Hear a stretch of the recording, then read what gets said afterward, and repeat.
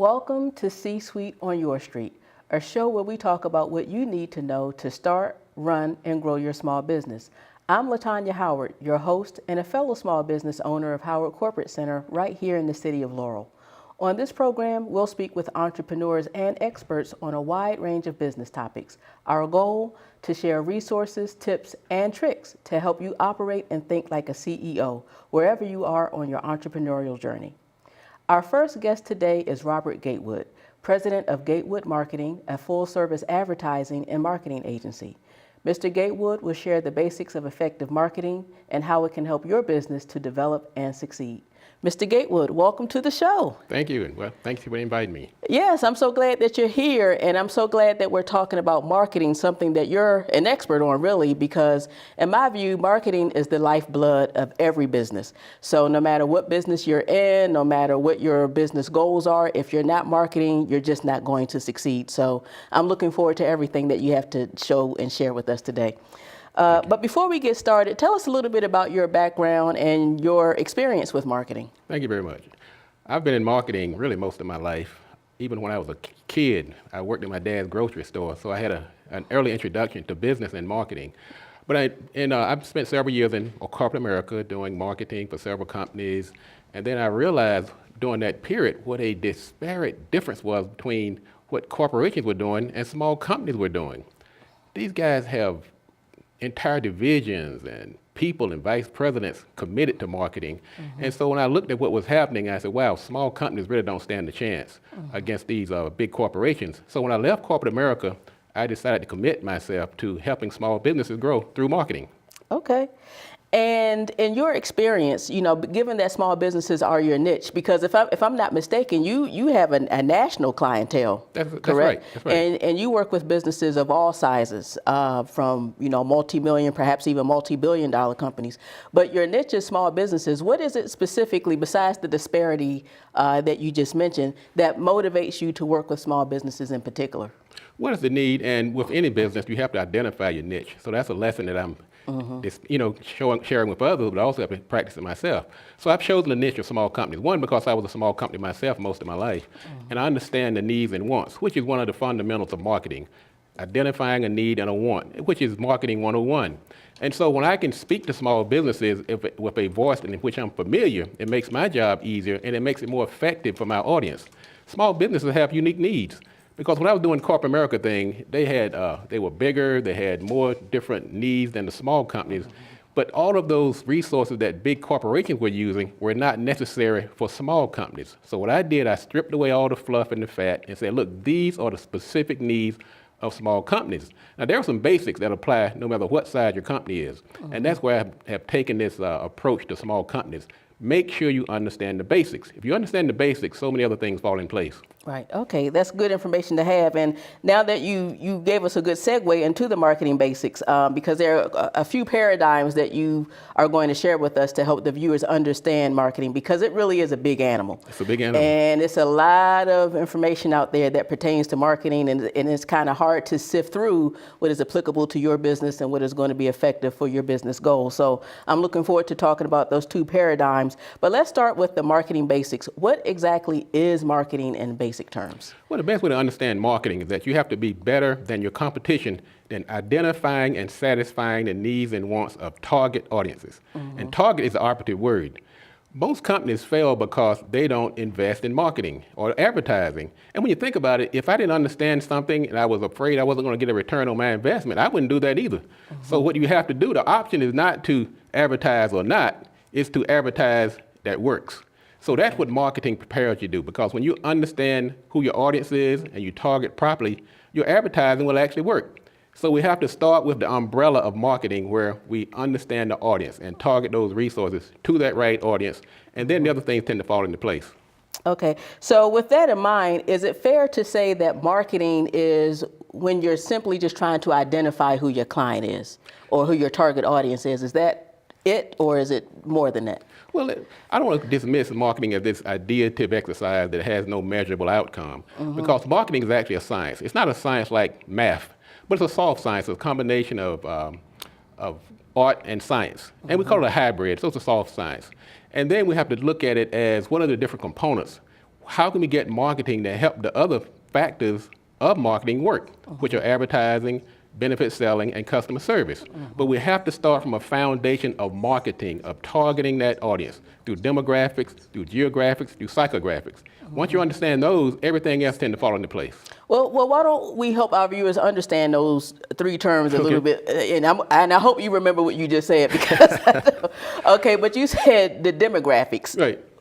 Tell us in simple terms, what do you mean when you say that? Well, let's look at it this way. The needs of an 18-year-old is substantially different from the needs of an 80-year-old. So when we're marketing, who is our audience? Is it an 18-year-old? Is it a 25 to 54? Those are demographics: age, gender, income, race.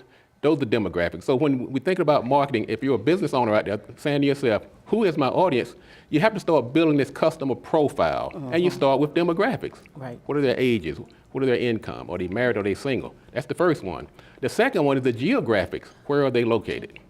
I've had many clients that say, look, I want to advertise on this big radio station, but they're working in a hair salon that only reaches about a 5-mile radius.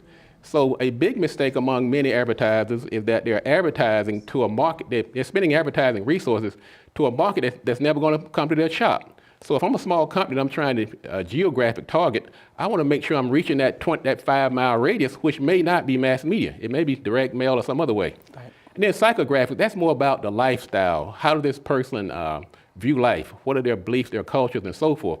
That information is a little harder to get, but once you get those three together, the demographics, the geographics, and the lifestyle, the psychographics, you build a profile where you can walk into a room almost and just say, look, that is my customer. Okay, wow, that's really good information. Thank you for taking the time to explain those three things. My pleasure. Now, you mentioned advertising, and I know when I was very early in my business, I would confuse or at least think that marketing and advertising were synonymous. Right. But in fact, they're not. And I think the first paradigm that you're going to share with us, the ABCs of marketing, will help the viewers to understand what the distinction is between marketing, advertising, and some other subcomponents, if you will, of marketing. So why don't you walk us through those ABCs of marketing? Okay, well, let's go back to marketing for a minute. So we've identified our audience. It's okay, look, we understand it. There's a certain demographic, a certain geographic, and a certain lifestyle. Now we have to deliver that message that we formulated during our marketing stage to that audience. And that's where advertising comes in. We have overcomplicated advertising. Really, advertising is just about delivering impressions. It's delivering your message. If you do your marketing right, you would deliver that message to the right audience. There's two basic types of advertising. There's the direct action advertising, where somebody just say, look, I have this item. There's a strong call to action, come get it. And then there's the indirect, that's the more subtle types of advertising. You may be talking about a PR campaign, a newsletter, or social media, where there's a less of a call to action, but it's more of a nurturing process of building the relationship. So you have to do a little bit of both, have to do some of both of those to actually have an effective advertising campaign. So that's advertising. So that's the A of the ABCs That's the of A marketing. of the ABCs, Okay, right. very good. And then the B is the benefit selling. Benefit selling is about advertising. If you're selling, you start in your marketing phase, you go to advertising, now you have to sell that person. Now, everybody who you advertise to that may call you a shop is not necessarily ready to buy at that particular moment. So we have to go through a sales process, and that's understanding the benefits of the product. We have to sell the benefits, not the features. There's a big difference. The benefit is, what does this product do for me? What problem does it solve? And then the second part of selling is handling objections. Once that person says, look, okay, the price is too high, can you have a response to say, okay, we have another price that maybe doesn't have as many features, but we can still solve that need. And then the last one is closing, asking for the sale. Okay. So you have to do the benefit selling, we have to do the overcoming objections, and closing, which is asking for the sale. And then the last one is C, is customer service. Okay. Customer service, it goes back to those metrics of marketing. As I said earlier, it's not this just ideative thing of smoke and mirrors. We have to understand there's actually a science to marketing. And one of those things is the cost per acquisition. Every customer has a cost. Every customer has a cost. That means you spend the amount of money divided by the number of customers you get. You have a CPA called the cost per acquisition. Customer service answers another acronym, which is LTV, lifetime value. How long is that customer going to be with you, and how much money am I going to get from this customer over the lifetime of this customer? We do that we extend the lifetime value with good customer service. If you're just going after one-off sales, you will not succeed as a business. Part of your business model should be based on getting return customers and referrals. Right. Right. Okay. So to recap, the ABCs of marketing are advertising, benefit selling, and of course, customer service or customer care.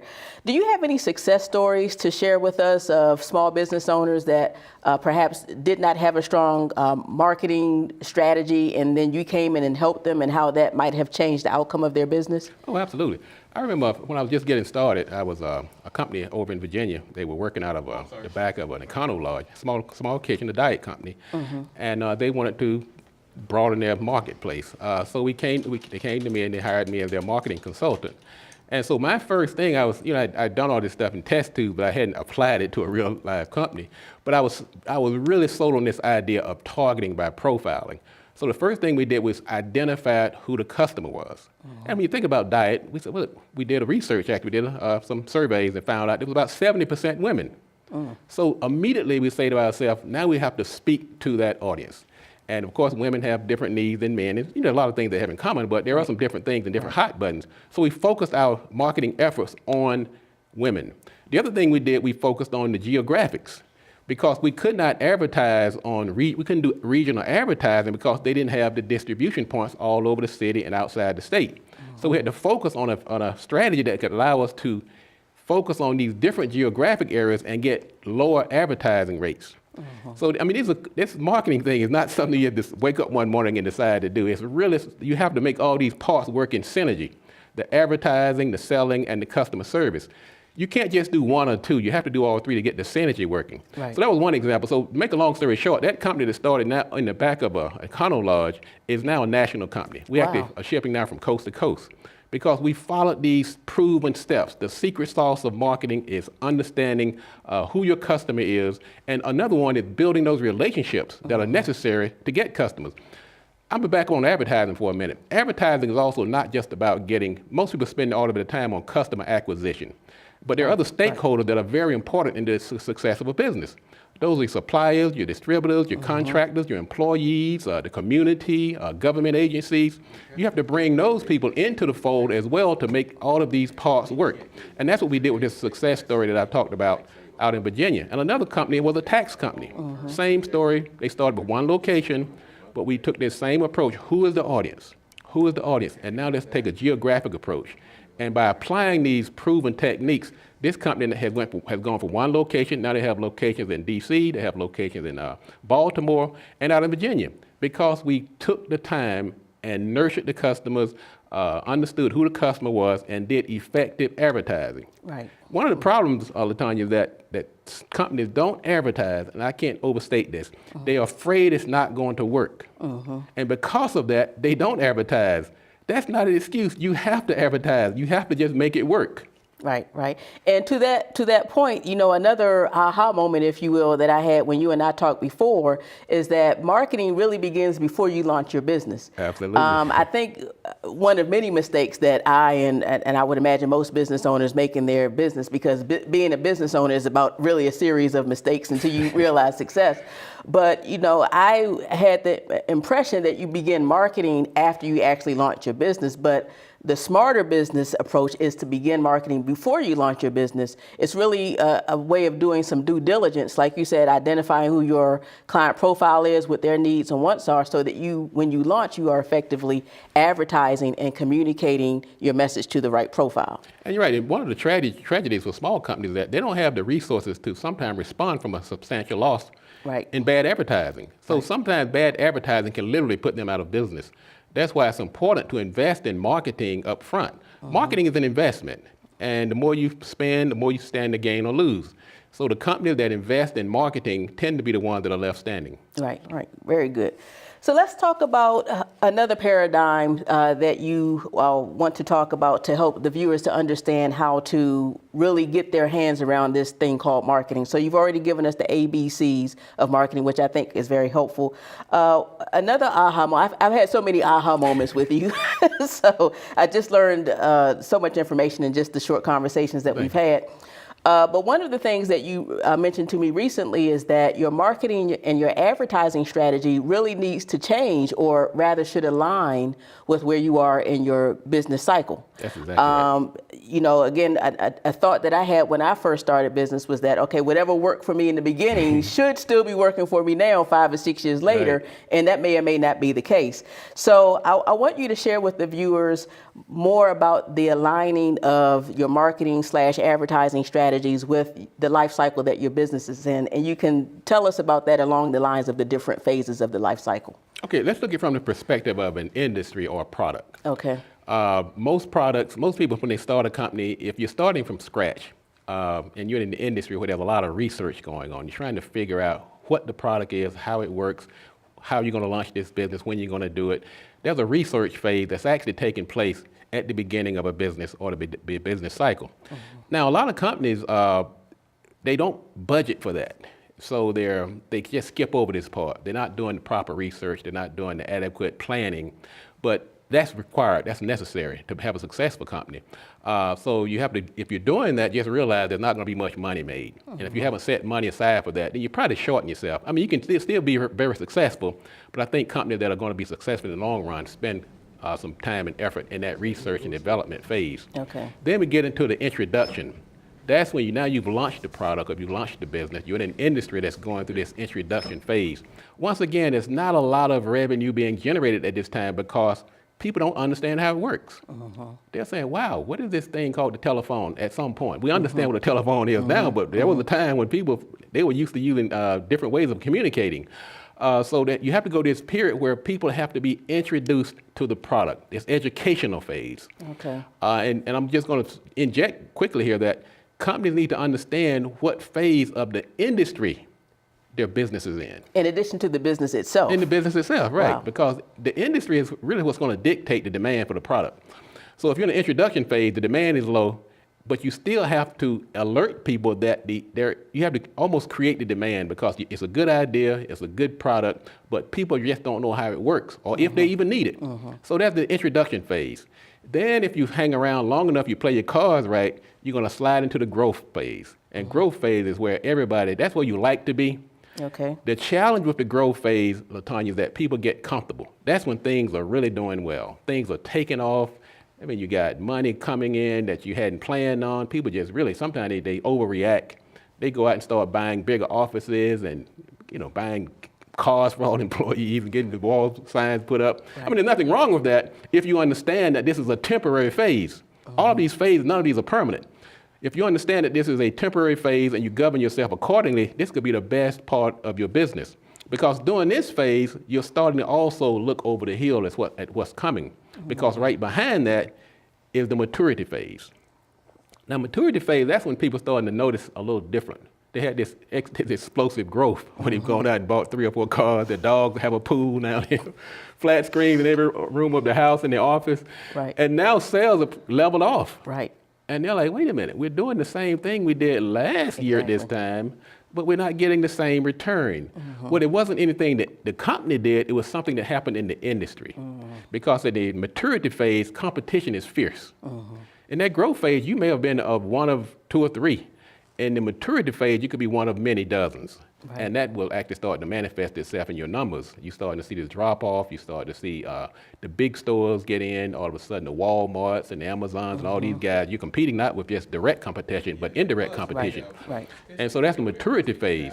And then at the maturity phase, there's actually a decline. Maturity phase can sit there for a while where you're actually really battling it out. But during the decline phase, the demand for that service and products actually trickles off. Okay.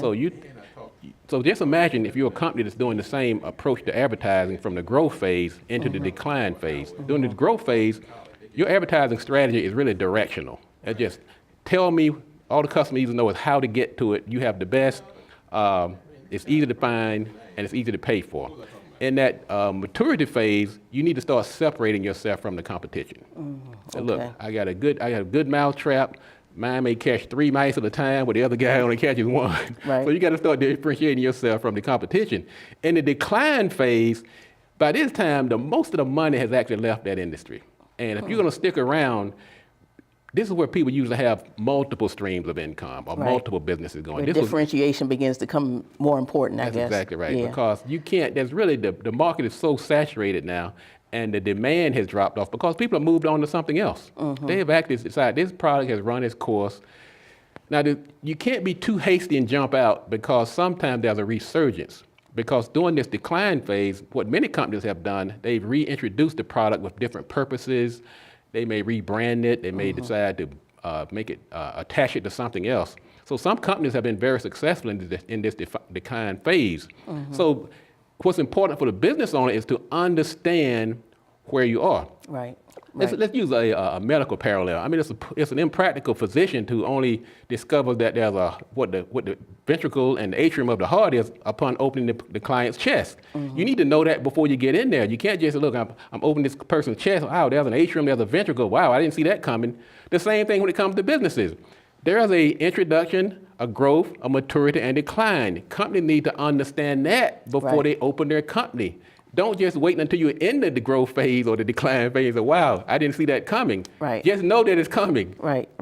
That's very helpful information. You know, you told us about how marketing and advertising needs to differ in the growth and maturity phase. And the introduction phase, which you said is the phase where people really just need to be educated about the product. They might have some resistance to it because it's new and they don't know necessarily if it's something that's going to fit their needs and wants. So how would a company market or advertise in the introduction phase?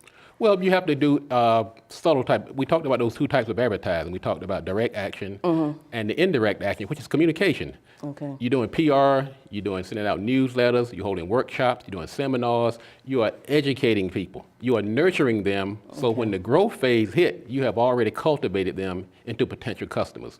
So you're not doing as much direct action advertising. When you get into the growth phase, you can put the PR aside for a minute. You say, look, come get it. Gotcha. I have it. I stack them high and I sell them cheap. Come get it. Right. So it's a different approach for each one of these phases. Right. Okay. And you mentioned that even when a business or when a business or an industry reaches the decline phase, it doesn't necessarily mean that you're going out of business or that your business is a failure necessarily. It's just the normal cycle of industries and businesses. Right, and sometimes a business will actually have a resurgence.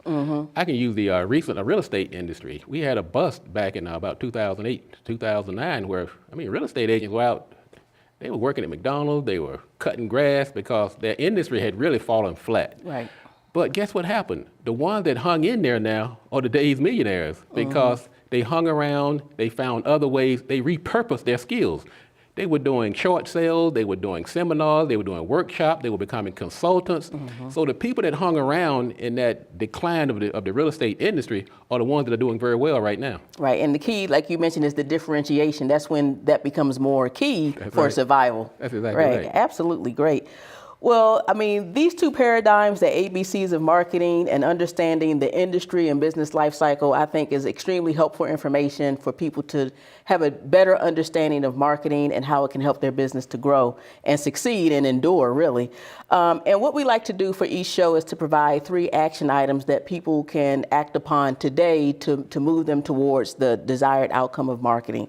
So one of the 3 steps that you and I talked about before was the importance of narrowing your niche. Right. So tell us, very briefly, how that can be an action item that viewers can take today. Oh, absolutely. You can do some research. Some people can do it intuitively. You've been working in this industry for so long, you can just automatically know who your clients are or your target audience is. So just narrow away all the people that are not your customers. Now, sometimes that might sound a little harsh to some people, but some people are really never going to be a customer. You're wasting time and money trying to make them your customer. Right. So my advice would be to identify who is the most likely person to buy your service and focus on that audience. Okay. Don't make the niche so small that you can't reach critical mass or get to a point where you can't make a living doing it. But in most companies, particularly small companies, their focus is too broad. So Right. narrow that audience, and you might say, look, I'm focusing on women. I may be focusing on women that they go to church every Sunday, women of a certain age, women living on a certain street. So you can narrow that, and all of a sudden you are speaking their language by saying, this is my audience. Okay, great. So another action item will be to match services to your ideal clients' wants and needs. That's exactly right. Because once you once you have identified who your audience is, you may realize that you have a lot of dead weight in your inventory. Items, you have some SKUs that are never going to move. You need to get rid of them because now you have a more narrow focus. Some items that you're carrying inventory, something that you're wasting money, services that you're offering. Right. You have staff sitting around offering services that no longer now align with your audience. Right. Because you're going to be more efficient. You're going to have more time to do things, time to do it better, because now you've narrowed your focus, and now simultaneously you're narrowing the products that you're going to be offering because now you have a sharper focus. Okay. And then the third one is to implement an advertising or delivery system to reach your ideal client where they are. That's so true, because you don't just pick a radio station because that's the one you like, okay?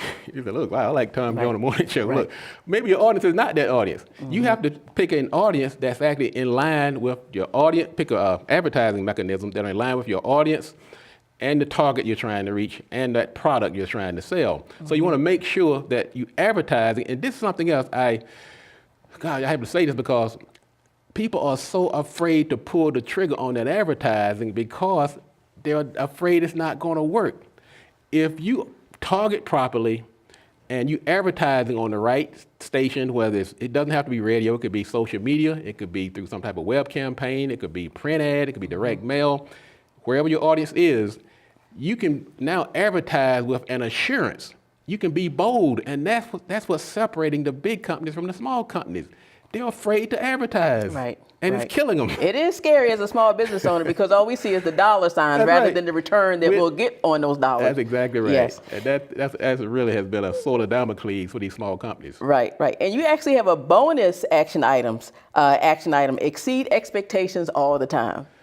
Wow, if I could just crystallize this, if I could just hang it up on people's around their necks, brand it on their forehead, that's going to separate you from the rest. Most companies are not going to exceed expectations. I can, without doubt, say that's been the success for my company. People are shocked. Some of the things I do. They say, I did not expect you to do that. I'm so used to the company saying, look, I've got your money. Sometimes they disappear, or they do like just marginal follow-up. You need to do something that's going to shock them, because go back to those marketing metrics. We talked about marketing being a science. It's a soft science. Cost per acquisition, lifetime value. When you exceed expectations, one, that customer is going to be around forever. Okay. My average client has been around about 15 to 20 years. I'm not trying to date myself here a little bit, but they've been around for a while. And guess what? They are telling other people. I can spend less money now on advertising because I have brand ambassadors out here working for me in the name of my clients. Right. That's what exceeding expectation does. It brings down those cost numbers that you're spending on advertising because now you have others out there doing it for you. Right. Well, this has been some very helpful information. I thank you so much for sharing it with us. Do you have any closing remarks before we wrap up for our viewers? I would just say understand that marketing is not something for the weak of heart, okay? And you might just get some help. I'm not just promoting myself, but there are people out here that spend their whole lives doing this. You can't just go out here as an attorney to walk out here and just start getting people out of jail because you didn't have any experience at it. Same thing applies to business. Just because you're a good cupcake maker or a good roofer or a good attorney doesn't mean that you're going to be an expert marketer. So I would say do not be afraid to ask for help. Excellent advice. Well, Mr. Gatewood, thank you so much for joining us today. And don't you go anywhere. We have another guest coming right up.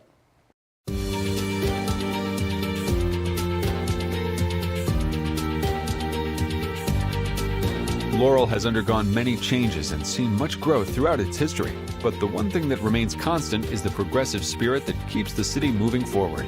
Many of the projects currently underway in Laurel align themselves with Maryland's vision of smart and green growth. Transit-oriented development, or TODs, have become a primary focus within the city, bringing new and exciting opportunities. Town Center at Laurel offers mixed-use, high-density developments that include theaters, restaurants, shops, and soon-to-come residential units. In close proximity to Main Street shopping is the MARC train station. Residents and visitors are encouraged to use Laurel's public transportation systems, which creates a more walkable community.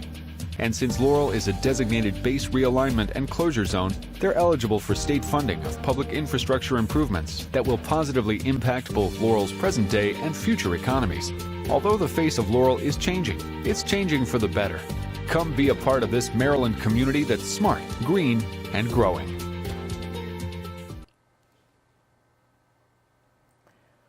We're now joined by Dr. Tiffany Butler, owner of Harmonious Living Chiropractic Fitness and Wellness Center, right here in Laurel. Dr. Butler is going to provide some insights about the importance of chiropractic care for business owners and their employees.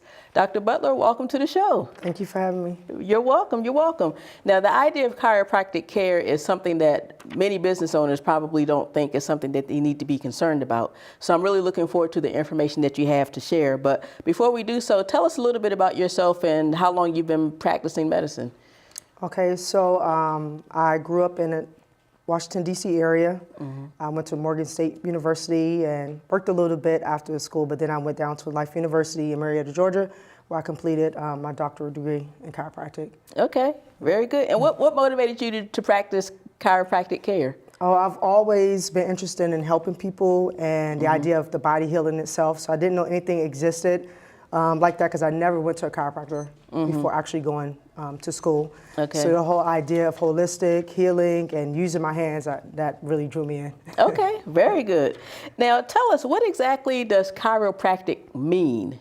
Okay, so chiropractic is a form of healthcare that emphasizes the restoring of an individual's health through adjusting the spinal column. Okay. So basically putting your body in the best position so they can heal. Okay, and I guess this is a spinal column here, right? Right, this is a spinal column here. So you have 3 areas of spine. You have the cervical region, which is the neck, the mid-back region, which is the thoracic spine, and the lumbar region, which is the lower back. Okay, very good.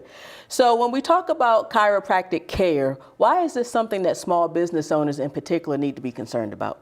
Very good question. Because a lot of employees, they're either sitting down for long periods of time, or they're standing up for a long period of time, or they're in awkward body positions, such as if they're lifting and then twisting type of motion. So the main thing is to make sure that your employees are in proper position when they're performing certain activities. Okay, and when you say proper position, what does that mean exactly? All right, so basically to keep the spine neutral, and when the spine is neutral and supported by the muscles, it reduces excessive strain on the muscle tissues. Okay, so we'll talk a little bit more about some specific things that business owners can do for themselves and their employees to make sure that the spine is spine neutral. Is that what you just said? Okay, I learned a new word. I'm going to show that off now. But what are some common chiropractic issues that you've seen among small business owners and entrepreneurs? Okay, particularly for those who are administrative, who are sitting for long periods of time, a lot of time they have a lot of strain on their neck, mid-back area, as well as having headaches because they're in sort of this position where their head is forward, use the computer for a long period of time, so their shoulders start to roll forward here, and usually they'll do a sort of straining on their readjust. That's usually what I see. So one of the things I ask patients when they come in is like, okay, what are you doing all day at work? Are you sitting? Are you using a computer? Are you driving? So same thing with truck drivers that have some of that pain in the upper neck area, upper back area, as well as with the lower back. Okay, so that's an interesting point. So if you know, as a business owner, if I have an employee, for example, who says that they're suffering from headaches, of course, there can be a number of reasons for that, but one reason might be just the posture or the equipment or the furniture that I have for them. Right, correct. So the idea would be if you're sitting, if I'm sitting at a computer here, so should have arm support for the chairs. My knees should be at 90 degrees as well as the hips, so that reduces stress off the hip area.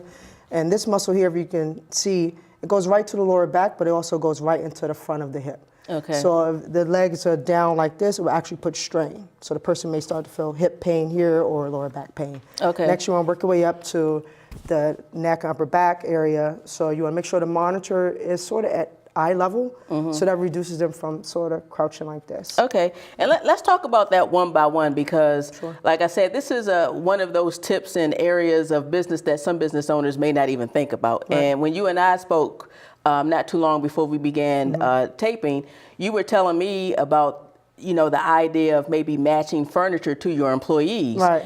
And that can be very daunting because the idea of having to repurchase furniture or customize furniture to an employee's needs seems to be very costly, but you provided some very low-cost ways that business owners can satisfy the needs of their employees while maintaining chiropractic care. So let's talk specifically about a desk. Like what are some of the things that business owners need to be concerned about for the desks that they have for their employees so that their chiropractic care is intact? Okay, so If you already have a monitor and your monitor doesn't raise up, so something as simple as putting books underneath, Okay. to just elevating it at eye level Okay. will help. So again, the screen of the top of The the top screen of the screen should be at eye level. at the employee's eye level. Right. Now, if you're Okay. using something like a laptop, which is absolutely probably the worst thing to work on for prolonged periods of time, elevate the laptop and then just use a wireless keyboard Okay. to sort of let the laptop be the monitor and then the keyboard. Okay. Yeah. And speaking of keyboards, do you recommend that keyboards be placed up on top of the desk or in a tray underneath the desk? Okay, so it depends on the height of the employees. So if the desk is kind of high, where they're sort of scrunching their shoulders, then it would be best to bring it under, because that Okay. allow them to sort of relax the shoulders and not put necessary strain. Okay. Now, what about seating? What are some of the things that business owners need to look out in terms of seating for their employees to make sure that they're properly positioned? Okay, so ideally, make sure you have an armrest, so that way their arms are being supported and the shoulders are being relaxed, and that the chair does elevate and it does go down. Okay. So in case someone's taller and someone's shorter, and if the chair, to make sure again you're at 90 degrees, if the chair is too high, then put some books underneath the feet, just Okay. to even out and take pressure off the hips and the lower back. Okay. And did you mention the idea of putting a pillow in the back of the chair to maintain a certain position? Right, you can't do that, because what happens is when we sit for prolonged periods of time, we go between this flex position and sitting up straight. It's just a natural thing to do. But if you're gonna be sitting and you can't get up and move around, something as small as a throw pillow, you put on the couch, or Okay. when I go for long drives, I put something right in the small of my back, and that usually helps my back from fatiguing. Okay. So the idea of having furniture and resources that are suited for chiropractic care for your employees doesn't mean that you have to go out and buy all of this expensive furniture. Right, you don't have It could be a very low cost approach, just like you mentioned. Yes. Okay.